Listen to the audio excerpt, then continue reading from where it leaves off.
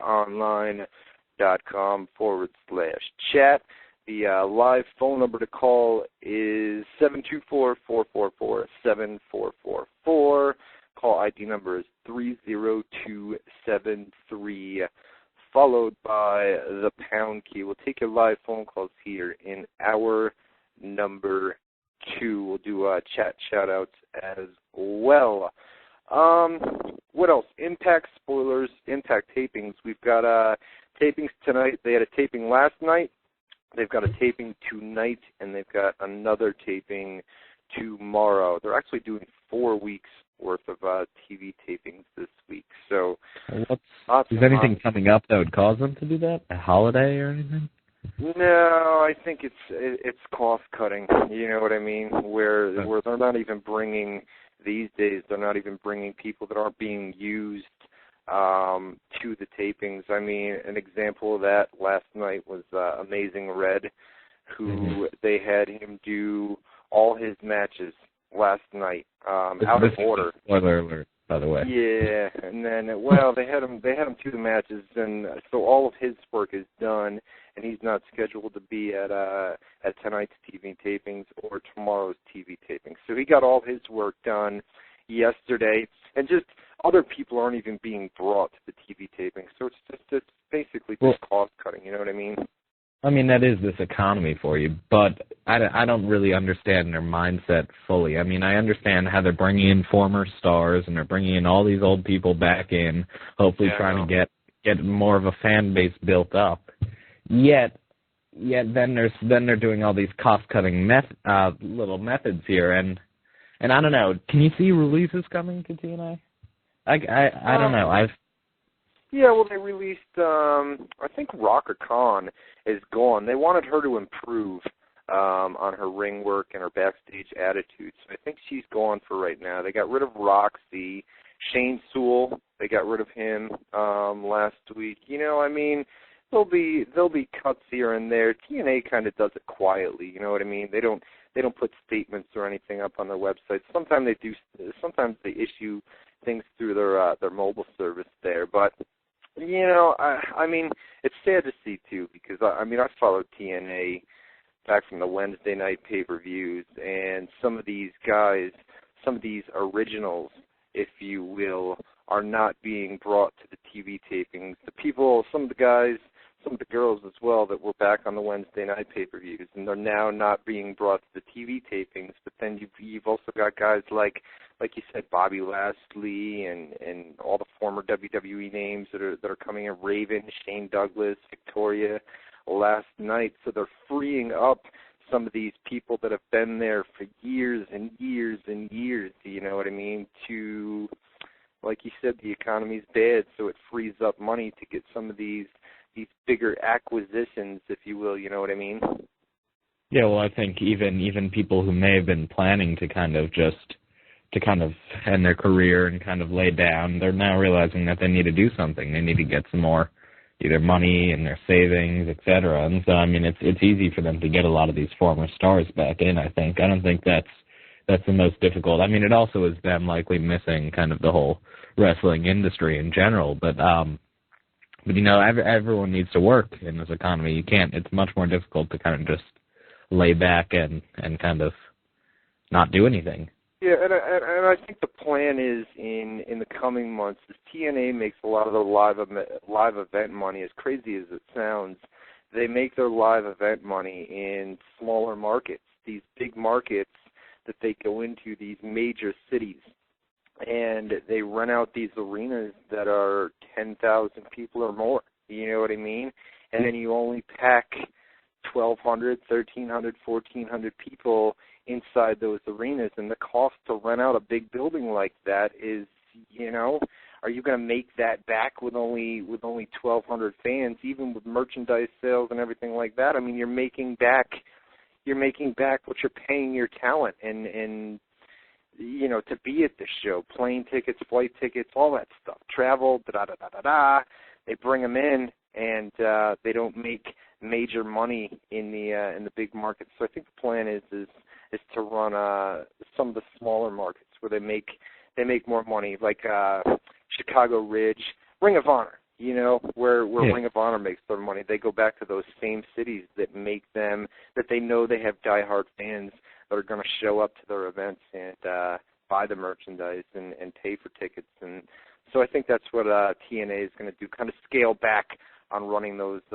bigger arenas here in the coming weeks. And then they did a thing. Did you see the press release? I know you don't really follow too much. You don't really watch Raw or SmackDown or anything like that. But I mean, I keep up on the news. You know, that's my job. Yeah, on the news, no doubt. No, but they invited the Denver Nuggets to one of their shows.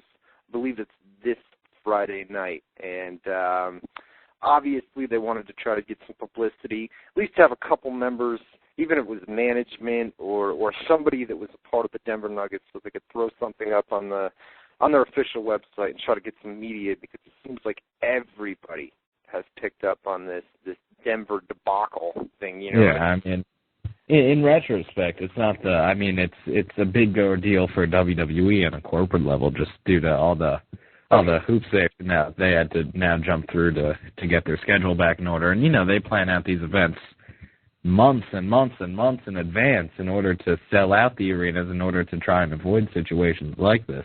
And yet, a situation like this did occur.